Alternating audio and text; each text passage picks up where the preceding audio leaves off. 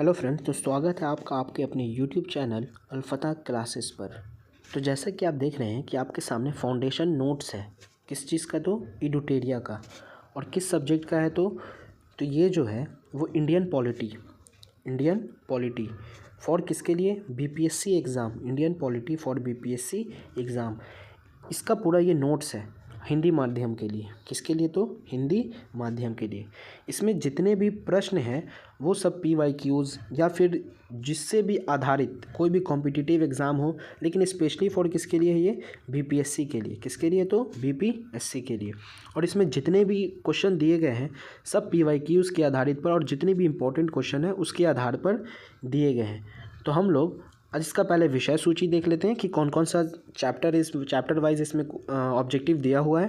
फिर उसके बाद हम लोग चैप्टर वाइज इसका ऑब्जेक्टिव को देखेंगे और कौन कौन से एग्ज़ाम में कौन सा क्वेश्चन पूछा गया है इससे रिलेटेड चैप्टर वाइज से, उसको भी हम लोग अपने आँखों से देखेंगे। तो आइए पहले इसका विषय सूची को हम लोग जान लेते हैं। सबसे पहले विषय सूची दिया हुआ है ना। तो पहला दिया हुआ है क्या? संविधान का अर्थ, कार्य और प्रकार। दूसरा इसमें चैप्टर जो दिया हुआ है भारतीय संविधान की पृष्ठभूमि तथा निर्माण। तीसरा चैप्टर जो दिया हुआ है इसमें भारतीय संविधान के प्रमुख विशेषताएं। चैप्टर 4 जो इसमें दिया हुआ है वो भारतीय संविधान की प्रस्तावना। चैप्टर 5 जो दिया हुआ है संघ राज्य क्षेत्र। चैप्टर 6 जो है वो नागरिकता है और चैप्टर 7 जो है वो मौलिक अधिकार है। चैप्टर 8 जो इसमें दिया हुआ है वो है राज्य के नीति निर्देशक तत्व यानी कि डीपीएसपी, कार्यपालिका, संसद, भारतीय न्यायपालिका तथा अधिकरण, राज्य कार्यपालिका, राज्य विधायिका, संघीय प्रणाली, पंचायती राज प्रणाली, प्रमुख संवैधानिक एवं गैर संवैधानिक निकाय, आयोग / संस्थाएं। चैप्टर 17 जो दिया हुआ है वो आपातकालीन उपबंध है।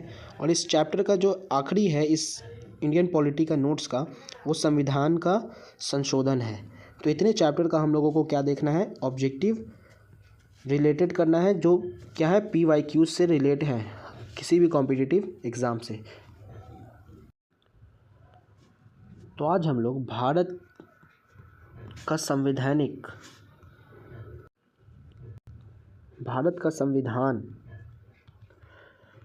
तथा निर्माण की पृष्ठभूमि से जितने भी रिलेटेड अभ्यास के लिए प्रश्न हैं उसको आज हम लोग देखेंगे, जो भी पीवाईक्यूज़ के रूप में पूछे गए हैं अलग अलग एग्ज़ाम में। तो सबसे पहला क्वेश्चन के साथ हम लोग इस वीडियो को स्टार्ट करते हैं। तो सबसे पहला क्वेश्चन है हमारा चार्टर एक्ट 1813 के संबंध में निम्नलिखित कथनों पर विचार कीजिए। इसमें कितना स्टेटमेंट दिया गया? टोटल 3 स्टेटमेंट दिया गया है और 3 पर विचार करके हमको बताना है कि कौन सा कथन जो है वो सही कथन है। ठीक है, तो आइए हम लोग वीडियो को स्टेटमेंट को पढ़ते हैं। इसने भारत में ईस्ट इंडिया कंपनी के व्यापार एकाधिपत्य को चाय का व्यापार तथा चीन के साथ व्यापार को छोड़कर समाप्त कर दिया। ये कथन बिल्कुल क्या है? सही दिया हुआ है। दूसरा कथन है इसने कंपनी द्वारा अधिकार के लिए एक भारतीय राज्य क्षेत्रों पर ब्रिटिश राज क्राउन की संप्रभुता को सुदृढ़ कर दिया। ये भी कथन क्या है? सही है।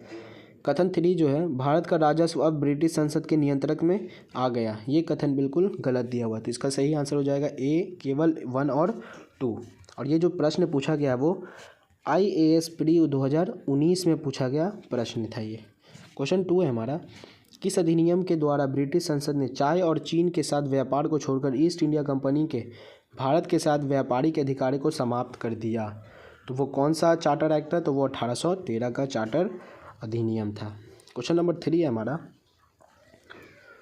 सर्वोच्च न्यायालय की स्थापना के संबंध में निम्नलिखित में से कौन सा कथन जो है वो सही है? सही कथन को हमको क्या करना है? चुनकर बताना है। 2 कथन दिया हुआ है, उसको पढ़ना है और बताना है कि कौन सा कथन जो है वो सही है। पहला कथन है कलकत्ता में सर्वोच्च न्यायालय की स्थापना 1773 के रेगुलेटिंग एक्ट के द्वारा की गई। ये कथन जो है वो बिल्कुल सही है। 1773 का रेगुलेटिंग एक्ट आया था, फिर 1774 में क्या कर दिया गया था? कलकत्ता में सर्वोच्च न्यायालय की स्थापना कर दी गई थी।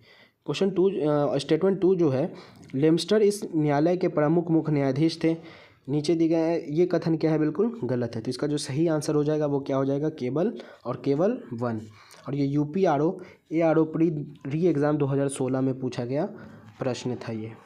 क्वेश्चन 4 की तरफ हम लोग बढ़ते हैं। क्वेश्चन नंबर 4 है, किस अधिनियम ने भारतवासियों को अपने देश के प्रशासन में कुछ हिस्सा लेना संभव किया? तो किस अधिनियम के द्वारा? तो ये जो अधिनियम था वो था 1833 का चार्टर एक्ट। और ये जो क्वेश्चन पूछा गया है ये यूपीपीसीएस प्री 2012 में पूछा गया प्रश्न था ये। क्वेश्चन 5 की तरफ आता है। क्वेश्चन नंबर 5 है हमारा, निम्नलिखित में से किस अधिनियम में कलकत्ता में सर्वोच्च न्यायालय की स्थापना का प्रावधान किया गया?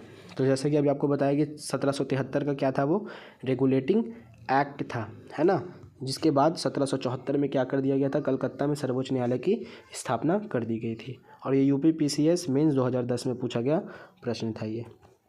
क्वेश्चन 6 जो है वो मिलान वाला है।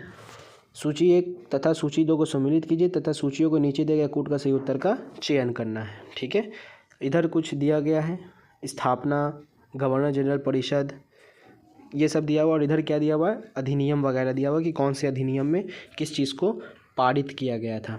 तो सबसे पहला जो हमारा है वो है नियंत्रक परिषद की स्थापना। तो ये किस चार्टर एक्ट के द्वारा थी? तो पिट्स, तो इसका जो हो जाएगा ऑप्शन नंबर 2 हो जाएगा, यानी कि पिट्स का भारतीय अधिनियम 1784 के तहत। सर्वोच्च न्यायालय की स्थापना, तो इसका हो जाएगा क्या, नियामक अधिनियम 1773। इंग्लिश मिशनरी क्या हो जाएगा, तो चार्टर अधिनियम, कार्य करने की अनुमति 1813। और गवर्नर जनरल परिषद क्या हो जाएगा, तो हो जाएगा चार्टर अधिनियम, कानून सदस्य की नियुक्ति 1833। तो इसका जो सही आंसर हो जाएगा वो ऑप्शन नंबर बी हो जाएंगे, 2, 1, 3 और 4। क्वेश्चन 7 की तरफ आते हैं हम लोग। क्वेश्चन नंबर 7 है, निम्नलिखित में से किसने ब्रिटिश भारत में प्रांतीय स्वायत्तता शुरू की? तो किसने की थी? तो भारत सरकार अधिनियम 1919 के तहत। और ये जो क्वेश्चन पूछा गया है झारखंड पीसीएस में पूछा गया है, प्री 2021 में पूछा गया प्रश्न था ये। क्वेश्चन नंबर 8 है हमारा, निम्नलिखित कथनों पर विचार कीजिए। 2 स्टेटमेंट दिया हुआ है, बताना कि कौन सा कथन जो है वो बिल्कुल और बिल्कुल सही है।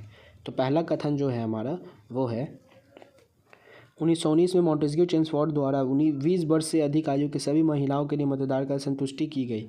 ये कथन क्या है, गलत है। दूसरा कथन है 1935 में गवर्नमेंट ऑफ इंडिया एक्ट में विधानमंडल में महिलाओं के लिए आरक्षित स्थानों का प्रावधान किया गया। ये कथन क्या है, सही है। तो इसका सही आंसर हो जाएगा केवल और केवल 2। और ये जो क्वेश्चन पूछा गया था ये किस में पूछा गया है, ये बताया नहीं गया यहाँ, IAS प्री में पूछा गया है, 2021 में पूछा गया प्रश्न था ये। क्वेश्चन नंबर 9 है हमारा, निम्नलिखित में से किसने कहा था एक संविधान एक मशीन की तरह बेजान चीज़ है, इसमें वे लोग जीवन फूंकते हैं जो इसका नियंत्रण करते हैं। भारत में बस कुछ ईमानदार लोगों की आवश्यकता जिनके राष्ट्रीय हित सर्वोपरि है। तो ये कथन किसका है, तो ये जो कहे थे वो कैसे कहता है, डॉक्टर राजेंद्र प्रसाद। और ये RAS RTS प्री 2021 में पूछा गया प्रश्न था ये। क्वेश्चन नंबर जो 10 है हमारा, संविधान सभा के प्रथम मनोनीत उपसभापति कौन थे? तो कौन थे प्रथम उपसभापति, तो वो थे फ्रैंक एंथोनी। और ये MPPCS प्री 2020 में पूछा गया प्रश्न है। यहाँ पर हमारा जितना भी इस चैप्टर के रिलेटेड जितना भी ऑब्जेक्टिव थे और जितने भी PYQs थे वो हमारे होते हैं कंप्लीट। तो मिलते हैं आपसे नेक्स्ट वीडियो में, तब तक के लिए अपना ख्याल रखें, टेक केयर, बाय।